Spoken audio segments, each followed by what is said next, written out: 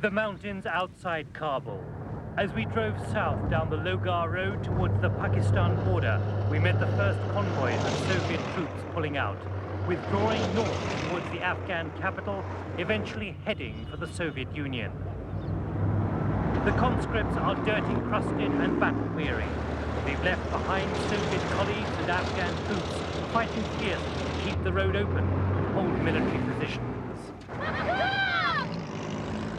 For 8 years, there's been an official news blackout on military details. Now these enormous columns of hardware confirm the massive scale of the Red Army's commitment to fighting the Mujahadeen. Not just the array of weaponry, also the vast military infrastructure needed for bases. As the Soviets go, the Afghan forces are being beefed up. To win a guerrilla war, Mr. Gorbachev and the Kremlin now realize Soviet troops could never win. These are new recruits at an Afghan army training camp. Conscription is being intensified, helped by press gangs, and reservists are being called up. The Afghan president, Najibullah, has said publicly his regime's survival depends on strengthening the armed forces. Last month's Geneva Agreement made no mention of a ceasefire, and now the Soviets are leaving, the focus of Mujahadeen attacks will shift from the Red Army to the Afghan army. Many Western analysts paint a picture of ragtag, ill-disciplined, badly qualified Afghan forces will be wiped out in weeks by sustained guerrilla attacks. Certainly few Afghan troops look like the Soviet Union's crack, battle-disciplined soldiers. But officers at this military academy seemed remarkably relaxed, betraying no detectable sense of fear for the future. The head of the ruling party's Armed Forces Department has no doubt his forces are strong enough.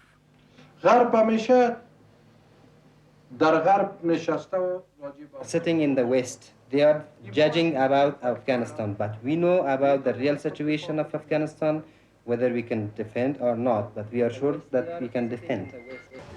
Recently, the Defense Ministry has improved living and service conditions in an effort to boost morale and loyalty. Every serving soldier below the rank of colonel has been promoted one rank in order to raise the level of pay and fringe benefits.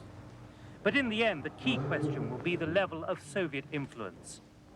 Until now, all soldiers have been taught the importance of Soviet friendship, but we were told that does not extend to teaching Marxist-Leninist ideology.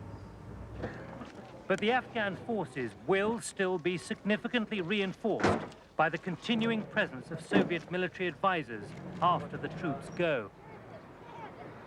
Yet, however influential Soviet advisors remain in Kabul, there is ominous evidence of serious problems which Moscow won't be able to solve. These are cadets of the Sarandoy Police, a military force run not by the Defense Ministry but by the Interior Ministry. Sarandoy cadets received part of their training in the Soviet Union. In the past, professional and tribal rivalries have led to the Sarandoy and army fighting each other instead of the Mujahadeen, rivalries which could be exacerbated once the Soviet troops leave.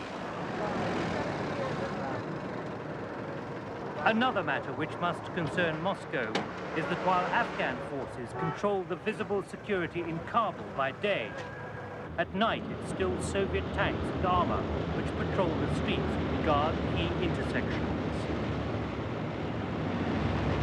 One therefore has to ask how secure Kabul will be once all the Soviet tanks are finally gone.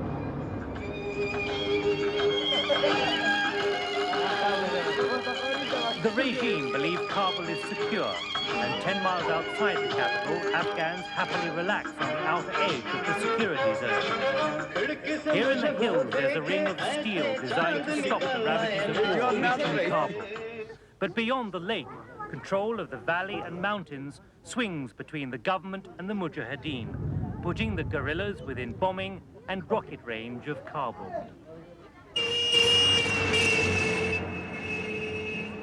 Increasingly, the relative normality of life in the capital is interrupted by car bombs and rockets, apparently designed more to scare people than to hit specific targets. This bomb was planted in a truck and exploded in a busy car park, killing 6 people and injuring 49. But within minutes, life returned to normal, despite talk of a second device. Bombs failed to unsettle a population hardened to war.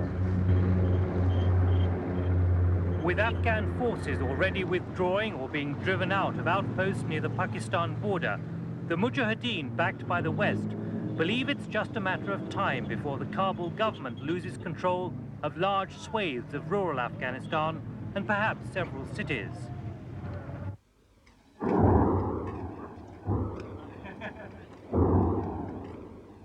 But despite regular heavy shelling of Mujahideen strongholds, the guerrillas have consistently proved in the country areas their deadly ability to harass and cut the extended supply lines which radiate from Kabul, supplying everything from fuel and ammunition to food.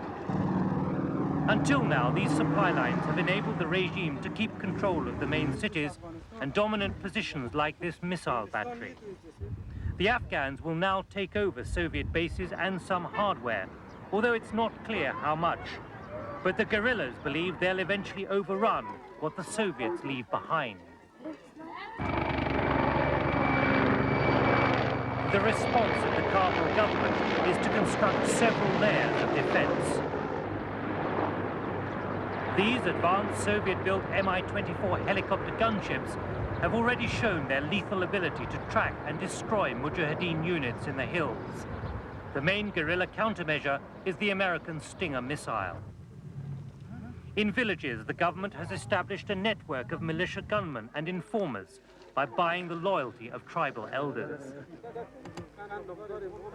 And on the edge of cities like here at the Jalalabad Gorge, there are stringent security checks. Each vehicle is methodically searched for secret caches of weapons and explosives. With Soviet and Afghan armor often pinning down the Mujahideen well outside Kabul, this is one of the few routes guerrillas can use to infiltrate the capital. We were told the document checks of every driver and passenger led to 2 or 3 suspected guerrillas being arrested each day. They come from Pakistan with forged papers. So what now for the war in Afghanistan? A United Nations delegation headed by a Finnish Major General has now arrived in Kabul. The 10-nation monitoring force of 50 officers has the seemingly impossible job of assisting both Afghanistan and Pakistan to enforce the Geneva Agreement. But specifically, it has no peacekeeping or supervisory role. There are likely to be few misunderstandings over the Soviet withdrawal itself. The difficult task for the UN will be checking whether the 2 superpowers continue to supply arms to the Mujahideen or Afghan government in violation of the Geneva Agreement. Meanwhile, Soviet hardware is building up at collecting points around Kabul, ready to be flown home, or for the long drive north up the Salang Pass and over the Hindu Kush mountains.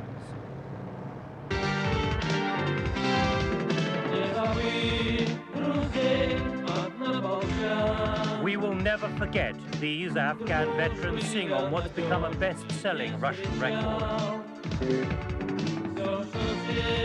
We've been through so much together, they sing, that when we leave, we won't be able to hold back our tears. Mr. Gorbachev believes President Brezhnev's intervention in Afghanistan is being ended with honor. The Red Army failed to win this war, but it hasn't been defeated either. But as the troops start to go, the Kremlin has now begun a new era of increased influence in Afghanistan.